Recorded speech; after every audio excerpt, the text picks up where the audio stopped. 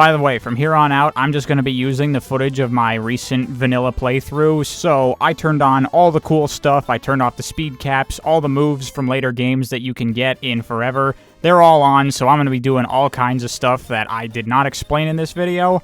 I'm not going to go into those extra mechanics yet. I'll cover each of those as we get to the games that they're from, because this video is long enough as it is, and I don't want it to be overly front-loaded, because then I won't have as much to talk about in the sequels. So let's go!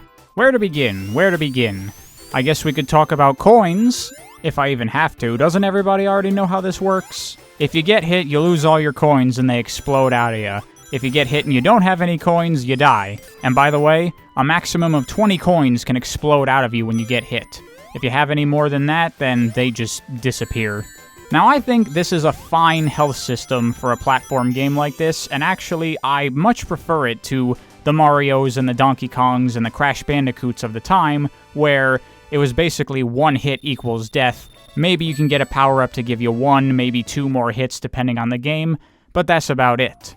To me, those games are overly punishing for no real reason. It's very discouraging to try to go fast and be risky and do cool stuff, when any single mistake means you're gonna get sent back and have to do a whole bunch of stuff over again, and thus those stingy health systems result in players generally playing very carefully to make sure they know what they're getting into before they start moving forward. Whereas the coins in Sonic are very forgiving, because they explode out of you and then you can just recollect them and keep on going. That helps reduce the fear and make me feel more comfortable about just going forward. Though, I guess you could make the argument that it's a flawed system because, me at least, I don't really care that much about my own safety when I play. I mean, if you watch what I do, I am very careless when it comes to getting hit, because I'm just like, whatever, you get hit, you get invincibility for a while, I'll just pick up another coin and keep going. And I also see no value in collecting a lot of coins, because, like, one's all I need to not die.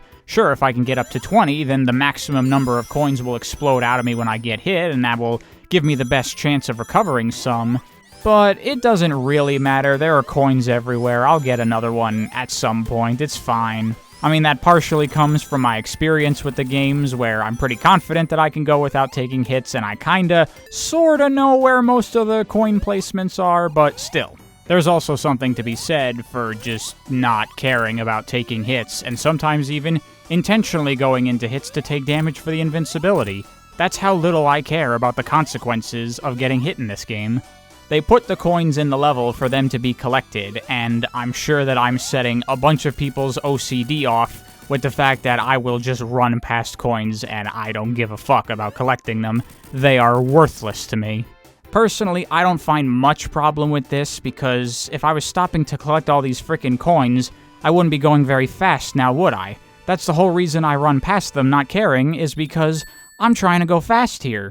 And I mean, really, do any of these platformers really offer a good motivation to grab their collectibles? Like Mario, you can collect rings, and they just give you extra lives. Crash, same thing with Wumpa Fruit, bananas, whatever. Who cares about any of that stuff, really? That whole design of just putting the collectible all over the place, and you can get them if you want or not, and it doesn't really matter,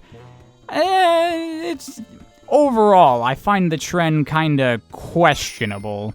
I feel like if you put something in the level, there should be some sort of greater motivation for the player to go for these things, but a lot of the times they're just like, get 100 and you get an extra life. Whoopee frickin' do.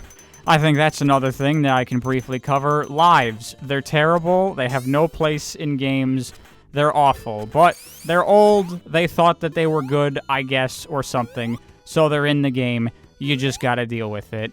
At the very least, if you play the mobile remake or Sonic Forever, you have a save system, so if you game over, you don't have to start the entire game over again, you just have to start from the zone that you were on. That's something, at least. It's better. I mean, personally, I don't really have these issues, because I've played all these games a billion times, so I don't really die that much. I don't really ever feel in danger of game overing. But I know for new players, live systems can really be discouraging, and I don't blame anyone for that, because they're garbage. Any other basic stuff I can get out of the way real quick? There's shields. You can find those in monitors. They protect you from losing your coins for one hit. There's also the temporary invincibilities you can get, and the speed shoes, which basically just remove your speed caps entirely, and now Sonic can just run all the way up to his maximum speed with no terrain and momentum building necessary, and your acceleration also goes through the roof. That's about it. Now, the structure of Sonic games, that's something we can talk about that I think is actually very interesting. So Sonic games are broken up into zones, which is just a series of levels that all have the same theme and gimmicks. Each zone has its own unique level gimmicks, unique enemies, unique interactables, unique terrain, unique hazards, all that kind of stuff. Each zone is 3 acts long, and at the end of the 3rd act, you have a boss fight. Now, this is a perfectly fine and pretty typical at this point structure for a game, although, while the idea is great of having these different zones that have different level gimmicks, in execution, this is probably where Sonic 1's biggest problem exists, because the zones in this game are very hit and miss. Of course, for starters, you have Green Hill, and that's a perfectly fine zone. It doesn't really have too many interesting level gimmicks, but it's also the first zone in any Sonic game ever, so they want it to be very vanilla, very simple, very plain, so you can figure out what the heck is going on in this game, and it does that job well, and it's one of the most fun and well-designed zones in the entire game. Actually, if you really look at the level layouts, all 3 acts of Green Hill Zone are very, very well-designed in my opinion. They did a very good job on those. But then after Green Hill is where some of the problems start to kick in, because that's where you get to the gauntlet of the 3 not-so-great zones in this game. Marble Zone is okay. Lava, spikes, traps, all that stuff I don't really have that much of an issue with. The problem really is just in the level layouts. They're just so blocky, and like, if you look at Green Hill, it's so wide open and big. There are multiple pathways and routes and optional areas that you can explore around, but so much of Marble Zone is just this one locked route that you have to go on, with very little variety in terms of what you can do for shortcuts and stuff. You mainly have to go through the entire level as they wanted you to, and it's okay. I kind of like the parts where you're above ground and there's the very slopey terrain that you can use for high jumps, the moving platforms up and down. I'm fine with all that stuff. The fireballs shooting up and down are kind of fucking bullshit, but whatever. Though undoubtedly the biggest problem of Marble Zone are these sections where you have to just push a block onto lava and stand on it as it slowly makes its way across. Sometimes you can just say fuck it and take a hit in the lava and use the invincibility to get to the other side. But other times, the lava pool ends with a geyser that shoots the block up into an area you can't get to otherwise, so you have no choice but to sit there and slowly wait for the block to reach that point, and it's frickin' boring. Fortunately, if you're cool, you can skip all but one of these sections with some good momentum-based platforming, like this. Saves you some time and boredom, though it's kind of a problem for Marble Zone to even have boredom in it to begin with, so is okay. Spring Yard Zone is similarly okay. Obviously, by the name, you can tell that it's very focused on springs, but then there's like spikes and a lot of moving blocks, and yeah, again, similarly, like, it's just okay. This one, the level layouts are better than they are in Marble Zone. It's definitely more open, has more varied routes that you can take and stuff like that. It's just not particularly fun. It's just fine. And here, similarly, the big problem are these blocks that shift up and down like this. Again, you just sit there doing nothing, waiting for these blocks to make their openings so you can go through, and then slowly wait as they move again, go through, slowly wait as they move again. What is up with Sonic 1 and having all these level gimmicks that involve you doing nothing? Clearly, as this was the first game, they were still kind of figuring out what a Sonic game should be. However, just like in Marble Zone, if you know the right routes to take, you can skip all but one of these slow-ass block sections, so they're not that bad, at least, if you know where to go. And then, of course, we have everybody's favorite Labyrinth Zone. It's, do I even need to say anything? It's water. It's water and spikes. When you're underwater, you go slow as fuck, and it sucks. And if you're in there for too long, then you drown, and you gotta rely on these air bubbles, and they don't always come up, and then you end up drowning, and it's annoying. The level design is also extremely claustrophobic. There's just no room for any kind of speed or platforming or anything. What on earth were they thinking? It's just like misery underwater as a level. Great. So those are the unfortunate zones of Sonic 1. And it's really bad because it's 3 zones back-to-back slam in the middle of the game that are just all not super good. It definitely makes it kind of hard to want to push through Sonic 1 on your first playthrough when it's just mediocre zone after mediocre zone and then Labyrinth Zone to top it all off. I mean, have you ever even thought about the fact that there's not a single loop in any of those 3 zones? Isn't that just really weird? But fortunately, after that, you're home free, because the last 2 zones are super good. Starlight Zone is fast-paced platforming goodness, lots of loops and opportunities for speed and cool stuff. It has these teeter-totters in it that can be kind of fucking annoying, but overall, I love this zone. It's great, and it's got really nice music. And Scrap Brain Zone, I don't know what the general consensus is on this one.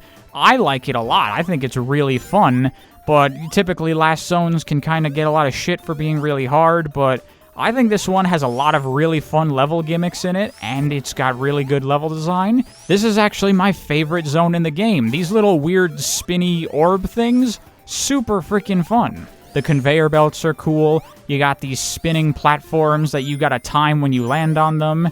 It's all good stuff. It's also the zone where I most take advantage of invincibility frames to just plow through obstacles because it would just take way too long to actually try to avoid these things. Though the game does have one final little fuck you for you in there, because Scrap Brain Zone Act 3 isn't really Scrap Brain Act 3. It's Labyrinth 4, motherfucker! You're back! Why did they do this?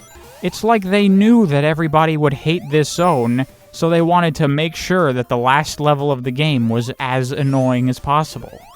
I don't understand. So in summary, you got quite a mixed bag on the quality of zones in Sonic 1, but it's not up and down. It is up at the beginning, a big slog in the middle, and then up at the end. Now when I say slog in the middle, I mean I do still enjoy the zones for the most part. It's just that compared to the first and last 2 zones, you're like, what the fuck were you guys doing? These are so much worse. I definitely could not blame anyone for thinking that Sonic 1 zones overall were pretty weak, because half of the game is problematic, let's say. Now let's talk boss fights. That's a fairly iconic part of the Sonic series. There's a boss fight with Dr. Eggman at the end of every single zone. And they're not very good. This may be another one of my patented hot takes, but I mean, I don't really care for the bosses in Sonic games almost at all. Especially in this game, for the most part, you can kill almost every single boss in, like, less than 15 seconds. The first boss, they just give you an invincibility right before it, so it's literally not even a fight. All you gotta do is just keep on jumping at Eggman over and over until he dies, avoiding his very simple one-attack pattern that he has, and it's over before it even begins. I mean, fuck, right now as I'm explaining that, we've already gone through 3 boss fights. Labyrinth Zone doesn't even have a boss fight, which you might think, thank God, but actually, it's even worse. It's got this really annoying chase sequence where you follow Eggman up this really tall shaft full of all kinds of traps, and there's water coming up from below you to make your life even more miserable if you take too long. It's not good. The Starlight boss fight, also not very good. The last boss fight, See, here's the thing. These boss fights are fine, and they're fun enough, I guess. But when you compare this to the awesome momentum-based platforming of actually playing the levels, this is horrible. Like, why? I would rather play through a goddamn Labyrinth Zone level than fight one of these bosses, because there's just so little here. The levels are so much more intricate and interesting and more demanding of me as a player there's just so much more to think about and enjoy. Here, there is one very simple task, and you do it until the boss is dead, and that's it. Honestly, in my opinion, I think that the game would be better if it just didn't have any boss fights. But maybe that's just me. We're not done yet, though. We still gotta talk about getting the Chaos Emeralds. So, if you clear Act 1 or 2 of any zones with at least 50 coins when you reach the end, then a big ring will be there at the end. Jump into it when you complete the level, and you'll be sent to a special stage. Here you have an opportunity to try to get a Chaos Emerald. And I'm gonna say right off the bat, just like boss fights, I don't like special stages, and I think the game would probably be better without them. Like, first of all, these special stages suck, so you're stuck as a ball, the stage rotates automatically, and you have to try to get to the Chaos Emerald, which is somewhere. And on the way there are bumpers and exit blocks that if you hit them, you'll get ejected out. There are rotating blocks that will make the stage start spinning the other way. And the physics on this are just horrible. It is so bad to control this. You have no idea. It's just miserable, dude. And if you mess up and hit one of the exit blocks, guess what? That's it for you. Only one attempt. Now you gotta try getting access back into the special stage by completing another level with 50 coins at the end, and it's just a big pain in the ass. It was even worse in the original game where there were no saves because it means you had to collect all the Chaos Emeralds in one go. And since failing means going on to the next level without getting the emerald, you had a finite number of attempts that you could make in order to pull it off.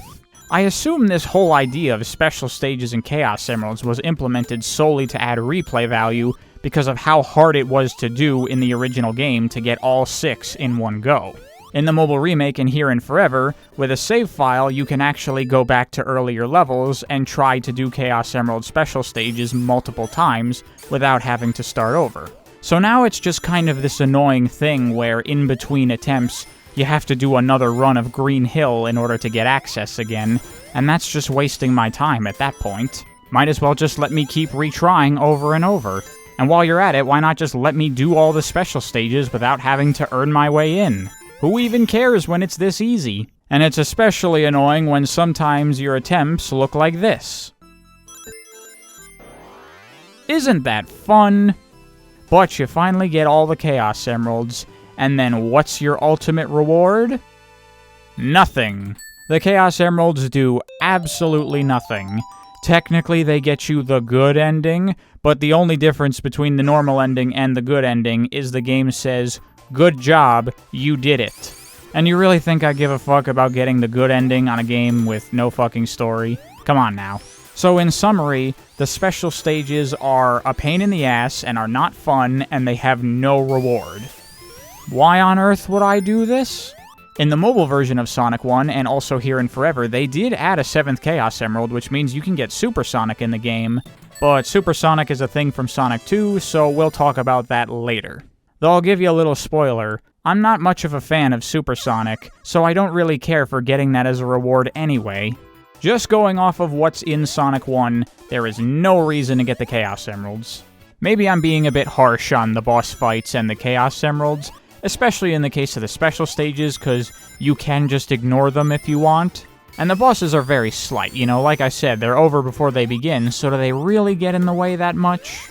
But the way I see it, it's better to not have something than have something bad, because you add something bad into something good, and it brings the whole thing down on an average. If you had no boss fights and no special stages, then the entire game would just be solely focused on that momentum-based platforming, and I think that would round the whole thing out much nicer and make it overall a better game. I guess you could argue there's nothing inherently wrong with having these things in the game, it's just that in this case, they're not particularly fun. Maybe if the bosses and the special stages were better designed and more fun, I wouldn't have as much of a problem with them. Though I generally don't like the idea of a game trying to do a whole bunch of different things, I really like it when an entire game is solely focused on a single type of gameplay and really tries to nail that. Typically, from what I've found, games that are a lot more focused and just try to be that one thing are generally a lot more successful at actually achieving what they're going for. And on top of generally just being not fun and not having a good reward, The Chaos Emeralds also start to fuck with the normal gameplay of the game as well, because in a Sonic game, I want to go fast. I want to try to blaze through the level as quickly as possible, really take advantage of the momentum and the physics, and do all kinds of cool platforming stuff at high speed. But trying to get the Chaos Emeralds is in direct conflict with that, because you need to finish the level with at least 50 coins, which means 1, you gotta slow down a bit to actually collect them, and 2, you have to be careful going through the level so you don't lose them. So these two objectives of playing the game, going fast and getting the Chaos Emeralds, are in direct contrast with one another. They cannot really exist at the same time, and so I feel myself being pulled in two different directions. What's the right way to play this game? Go for the Chaos Emeralds or try to go fast? There's just no harmony going on there, and I feel like going for speed is so much more fun than it is to go for the special stages, that, to me, it's like, I don't care about these. I did them for this video, but normally when I play Sonic, I do not go for the Chaos Emeralds. Almost ever. I'm too busy going fast. And now it's finally time to talk about going fast in Sonic. That is the name of the game, after all, or at least it should be, but typically, from what I see, most people don't really actually try to play Sonic games fast.